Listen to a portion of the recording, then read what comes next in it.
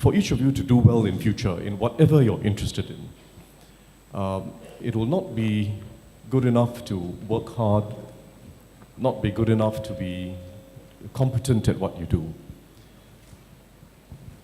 Everything we do, we start with understanding our place in the world. We are a very small country.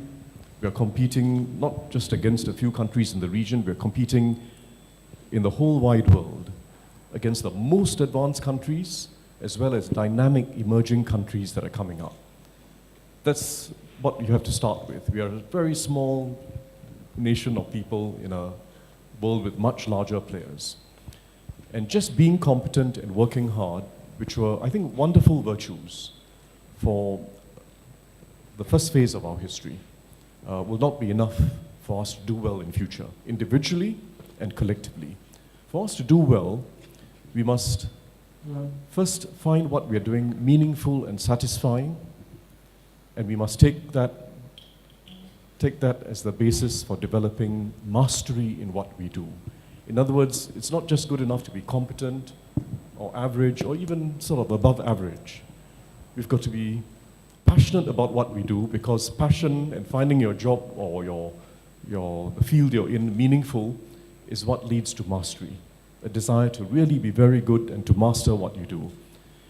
That's the first rationale, that we have to master skills in Singapore for us to do well individually and for us to all move up together. The second rationale is also quite fundamental, and that's the whole way in which we think about education and learning. And linked to that is the whole issue of social mobility. I'd say, at risk of some simplification, today we front load a lot of our learning. We front load it into the first 10 to 15 years of schooling and post-secondary education, ITE, Poly, University. It's a heavy curriculum in Singapore, somewhat like some other Asian countries. A lot of cramming, a lot of mugging, a lot of stress, frankly. We front load it all. The reality of the first objective I was talking about, finding work meaningful and mastering skills, is that what you learn during this front-loaded part of your life, during this first phase of your life, isn't that useful later on. It isn't that useful. First, the brain scientists will tell us that the things that you learn quickly by cramming are the things that you forget quickly. This is not just a nice quote, you know. It's actually brain science. When you cram, you forget. When you learn something quickly, you forget. And it's a very fundamental point. So we must think of life as a journey of continuous learning and continuous discovery of our own potential as individuals. It's very hard to figure what you're about when you're in school, you know. I didn't. And I wasn't a great student, by the way. It's hard to figure yourself out when you're so young, apart from the race of just keeping up with each other and, you know, trying to get your grades and so on. You really don't know what you're interested in life.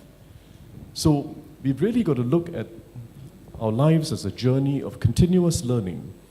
At some points in life, you go back to school, and even if you don't go back to school, whether you're in a job or you may be even a homemaker who might eventually go back into the workforce, it's about continuous learning. And that is a very different form of learning, because unlike education, which is very much a race against each other to see who gets what grades, who gets into what course, who gets into what school, in life, it's not a race against each other. It's just a constant development of your own potential. And that's a very different concept. The race against each other in education is within a short space of time. Frankly, you've got to cram. Many people take tuition. And it's a bit of an arms race, the tuition industry, where because some people are doing it, everyone else feels they have to do it. But in life, it's completely different. You're not looking at grades against each other. It's about just developing yourself throughout life and everyone developing themselves. And everyone's potential can be developed. And mastery takes time. And with time, everyone can master something. Everyone can master something with time. You know, you think about how you Think of your favorite songs. When you first heard the song, it sounds nice, sounds catchy, but if you think half an hour later or 1 hour later what the tune was and what the words were, unless you're a musical genius, usually you can't remember it. But if you hear it time and time again, without having to think very hard, you have the tune in your mind. And some people have the words in their mind as well. I'm not very good at the words myself, but I usually have the tune in my mind. But it's only because it was repeated many times over. And I liked listening to it, and I listened to it many times. It just stays in the mind. Think of sports, those of you who are in sports. When you first start a sport, it's a bit awkward because you don't have the muscles for that particular type of kick or that particular type of stroke.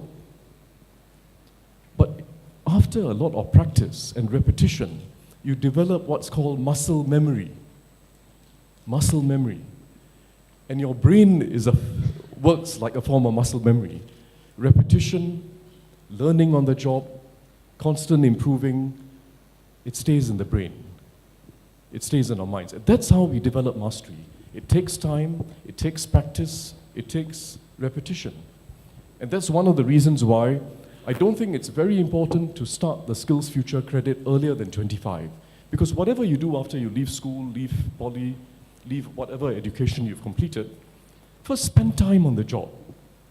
Don't switch too easily. Just spend time learning on the job. It need not be taking courses.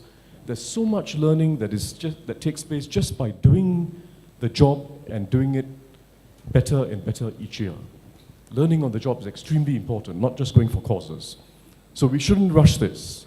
Life is a long journey, and it's a journey that's wonderful because we can all develop mastery with time. So that's a very long answer to the question of the rationale, but it's basically twofold. We need mastery, whatever we do. And second, we shouldn't front load so much of our learning because it is biased in favor of those who have a head start and those who start with advantage. If we stretch learning out throughout our lives, I think it's better also for social mobility.